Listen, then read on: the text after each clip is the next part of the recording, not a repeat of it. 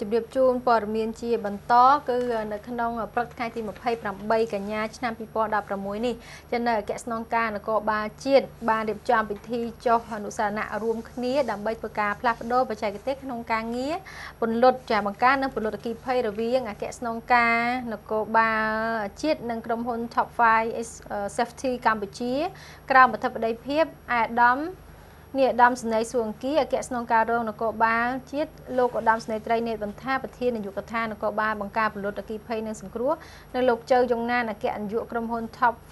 5 Safety កម្ពុជា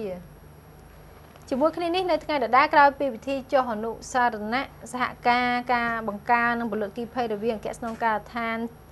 នគរបាលជាតិជាមួយនឹងខាងក្រុមហ៊ុនចានៅក្រុមហ៊ុនផ្ទាល់តែម្ដងក៏បានរៀបចំនៅអបអរសាទរកម្មវិធីកាក់ខ្សែបូបើកសម្ពោធក្រុមហ៊ុនផងដែរចាក្នុងឱកាសនោះលោកឧត្តមសេនីយ៍ត្រីនេតវន្ថាប្រធាននាយកដ្ឋាននគរបាលបង្ការពន្លត់អគ្គិភ័យនិងសង្គ្រោះបានលើកឡើងថានេះគឺជាលើកទី1ដែលនាយកដ្ឋាននគរបាលបង្ការពលរដ្ឋអគ្គិភ័យនិងសង្គ្រោះមានការចុះអនុស្សាវរណៈជាមួយនឹងក្រុមហ៊ុន Top 5 Safety កម្ពុជានិងជាមោទនភាពរបស់អង្គភាពពន្លត់អគ្គិភ័យដែលមានការគ្រប់គ្រងពីអ្នកវិនិយោគទុនខាងក្រៅដែលបានចូលមកអភិវឌ្ឍពិសេសវិស័យបង្ការពន្លត់អគ្គិភ័យបន្ទាប់ពីមានច្បាប់អគ្គិភ័យចូលជាធរមាននាពេលថ្មីៗនេះហើយស្របពេលនេះគឺមាន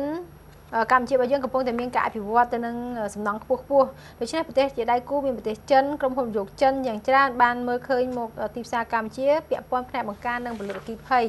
ក៏ចង់ឲ្យប្រជាពលរដ្ឋខ្មែរនិងអ្នកវិនិយោគទុនខ្មែរនឹងដែលមានសំណង់អគារខ្ពស់ៗគឺមានលទ្ធភាពនិងសុវត្ថិភាពនៅក្នុងការបង្ការនិងពលរដ្ឋអគ្គិភ័យឲ្យកាន់តែល្អប្រសើរឡើងចាតាមដានប្រសាសន៍របស់លោកដាមស្រីត្រីបន្តិចចាជាមោទនភាពសម្រាប់ជំនាញនាយកដ្ឋានយើងខ្ញុំដែលបានការគ្រប់គ្រងពីអ្នកវិនិយោគទុនខាងក្រៅដែលបានមកចូលរួមអភិវឌ្ឍជាពិសេសគឺវិស័យប្រព័ន្ធបង្ការពលរដ្ឋអគ្គិភ័យបន្ទាប់ពីច្បាប់អគ្គិភ័យ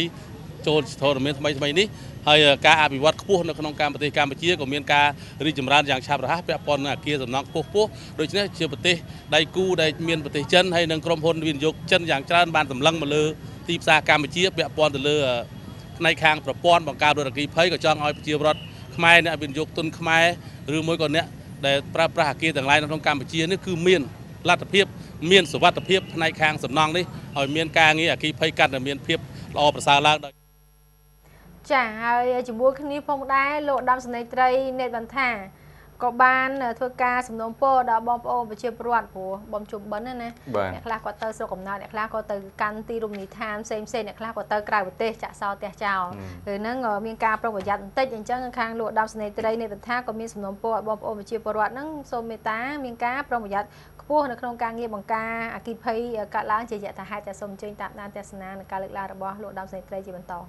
ក្នុងឱកាសបុណ្យភ្ជុំបិណ្ឌនេះសូមមេត្តាបងប្អូនដែលចាក់ចេញពីលំនៅឋានផ្សេងឡើងសូមឲ្យមានការប្រុងប្រយ័ត្នឲ្យបានខ្ពស់អំពីការងារគ្រោះអគ្គិភ័យកើតឡើងជាយថាហេតុដូចជាការចេញទៅ